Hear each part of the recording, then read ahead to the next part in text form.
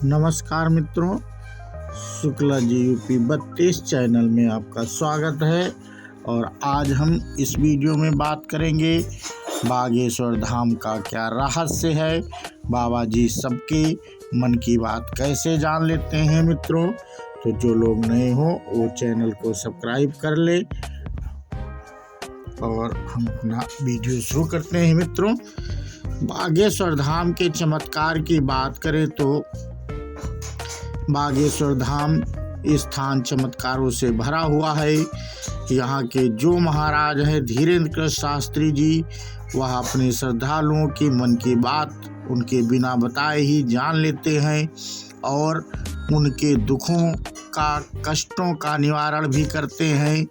बागेश्वर धाम पर इसी विशेषता को देखते हुए भारत भर के सभी न्यूज़ चैनल आए और वहां पर बागेश्वर धाम महाराज की परीक्षा ली गई।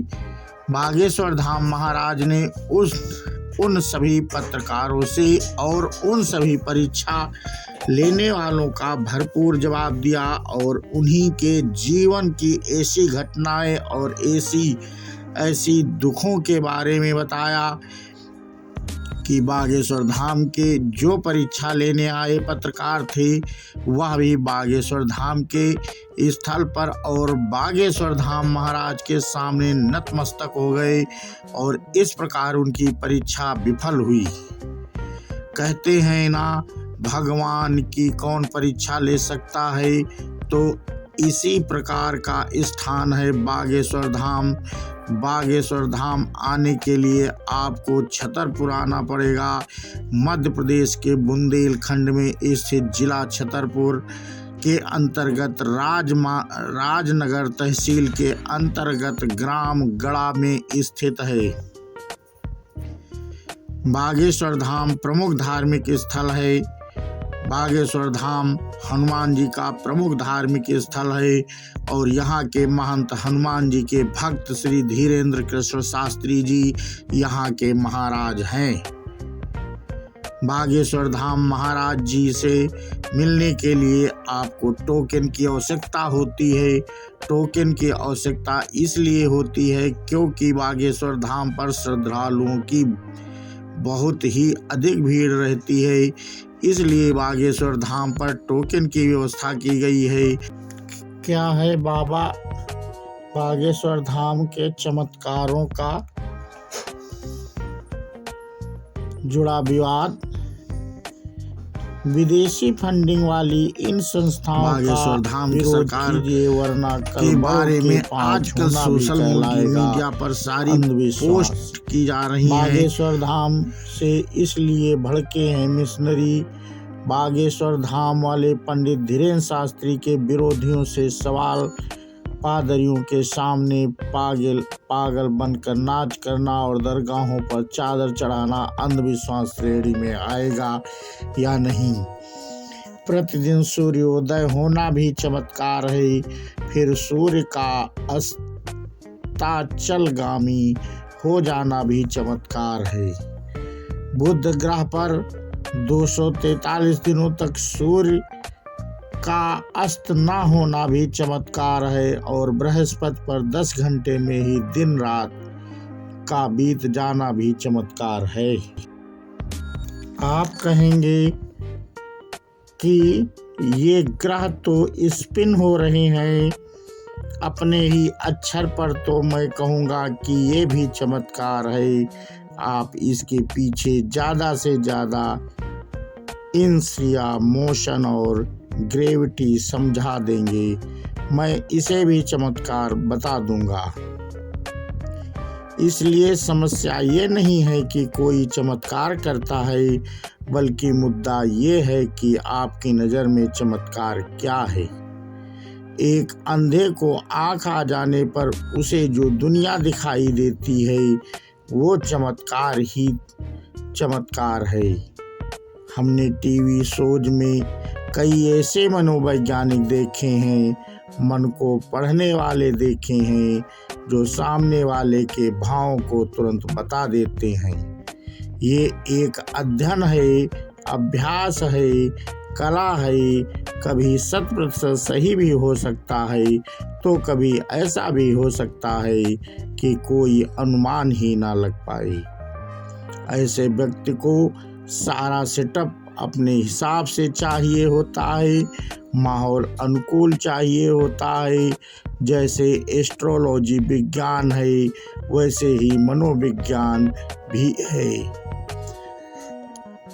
अगर कोई किसी के मन को पढ़कर भगवान से उनके लिए प्रार्थना कर रहा है, अब ये चमत्कार है तो है। वे वही महाराष्ट्र अंधश्रद्धा निर्मूलन समिति है जिसने मदर टेरेसा की तारीफ की थी और कहा था कि वो अनाथों, बुजुर्गों और रोगियों की काफ़ी मदद करती हैं। ये वही समिति है जिसने जल में प्रतिमा विसर्जन के विरुद्ध अभियान चलाया था। ये वही संस्था है जिसे विदेश में फंडिंग प्राप्त होती है और इसे छिपाने के लिए उसे केंद्र सरकार से नोटिस भी जारी हुआ था। विदेश से इस संस्था को फंडिंग किस लिए आ रही है, सोचने वाली बात है।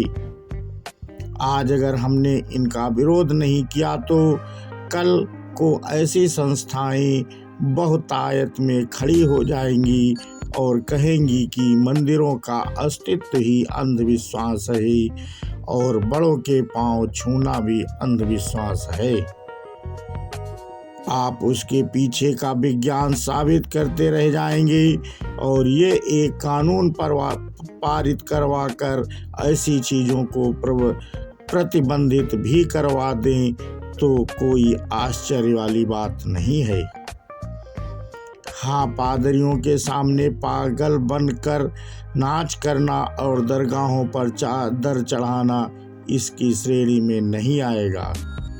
असली समस्या ये है कि मध्य प्रदेश और छत्तीसगढ़ के गरीब व जनजाति इलाके में ईसाई मिशनरियों के प्रभाव को वहाँ के एकाध लोग कम कर रहे हैं। एक राज परिवार से हैं, एक संत हैं।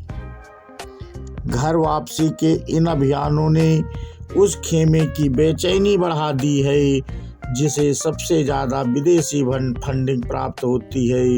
उनके चमत्कारों से अवाक होकर जो लोग उधर जाते हैं उन्हें इधर रोकने के लिए भी थोड़ा चमत्कार आवश्यक है। एक वर्ग के मन में ये भाव रहना चाहिए कि साधु संतों के सामने ये पादरी कुछ भी नहीं है। जिस इलाके से पंडित धीरेन्द्र कृष्ण शास्त्री आते हैं और जैसे लोगों को उन्हें सनातन में रोक कर रखना है, चमत्कार उनकी मजबूरी भी है और कलाकारी भी। अब समस्या तो यहाँ ये रहे भी नहीं गई कि वो जो करते हैं उसे चमत्कार कहा जाए या नहीं। समस्या ये है कि आप किसकी तरफ हैं, ईसाई मिशनरियों के या फिर बागेश्वर धाम के।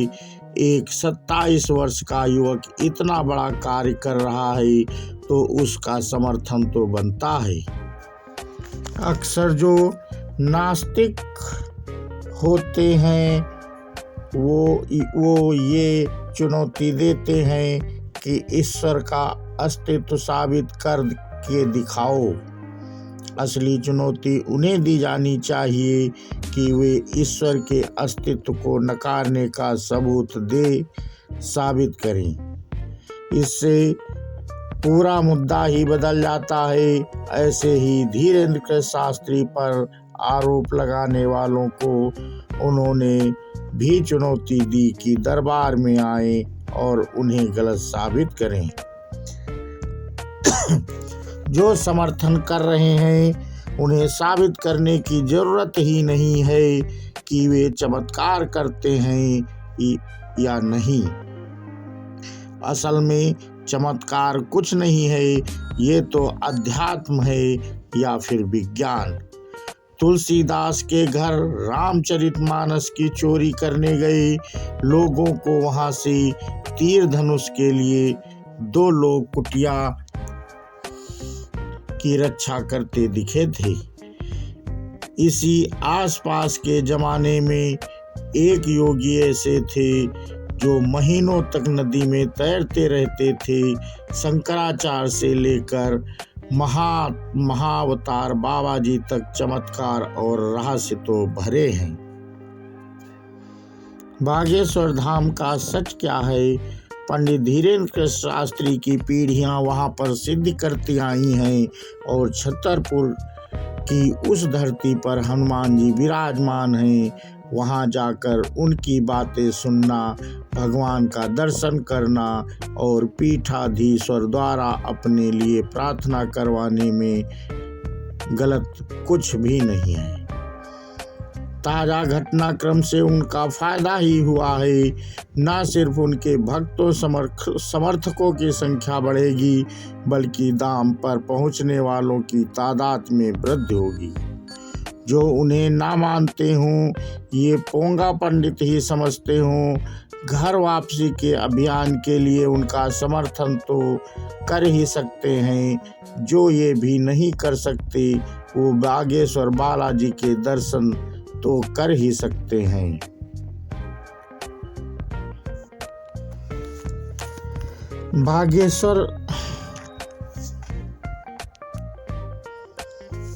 बागेश्वर बाबा किस मुसीबत में पड़ गए हैं? किसी मुसीबत में नहीं पड़े, बस कुछ लोगों को हायर किया जाता है कि कैसे अगर कोई हिंदू धर्म का प्रचार जोरों शोरों से कर रहा हो तो उस व्यक्ति के अंदर कमियां निकालें। और बागेश्वर धाम वाले बाबा की ख्याति तो विदेशों तक में पहुंच चुकी है, तो इस तरह की बातें तो होंगी ही। जरा सोचिए, हमारे धर्म में ही कमियां क्यों निकाली जाती हैं और हम सब अंधविश्वास का नाम देकर खुद ही अपने धर्म पर सवालिया निशान लगा देते हैं। किसी और धर्म के लोगों को अपने धर्म के प्रति या अपने धर्म की कमियां उजागर करते देखा है नहीं। ना पिछले कुछ समय से इसकी ख्याति विश्व में फैली है, जिस कारण हिंदू धर्म का प्रचार प्रसार बढ़ रहा है। और मैंने सुना है कि इन्होंने बहुत से लोगों को हिंदू धर्म में वापसी कराई है। हमारी हर बात में लोगों को अंधविश्वास नजर आता है। अब एक व्यक्ति जो तेजी से धर्म के लोगों को जोड़ रहा है, उसको दबाने की साजिश है। हम सभी सनातन धर्म वालों को अपने धर्म की कमियों को दरकिनार करते हुए ऐसे व्यक्ति के साथ कंधे से कंधा लगाकर खड़े रहना है, क्योंकि जो व्यक्ति धर्म के उद्धार की बात कर रहा है वो कभी गलत हो ही नहीं सकता, बशर्ते उसका आचरण सही हो। ऐसे और असंख्य व्यक्तियों की हमारे धर्म को जरूरत है, जो कि धर्म के लोगों को जगाने का कार्य कर रहा हो, वरना तो व्हाट्सएप ऑफ यूनिवर्सिटी का सारा ज्ञान बेकार है, जिसमें तरह तरह के वीडियो में हिंदुओं को जगाने की बात की जाती है। अब की बार इन वामपंथियों को इनके इरादों में कामयाब ना होने दें। और मित्रों, अब हम अपना वीडियो यहीं पे समाप्त करते हैं। आपको ये वीडियो कैसा लगा कमेंट करके हमें अवश्य बताएं। ये कुछ जानकारी जो हमें मिली अन्य स्रोतों से, तो हमने आपसे साझा किया और आशा करते हैं कि आप लोगों को ये जानकारी जो आए मन में समझ करके जो अच्छा हो अपने विचार से कार्य करेंगे मित्रों। और हमने ये जानकारी जो सोर्स से प्राप्त की। और जय हिंद, जय भारत मित्रों।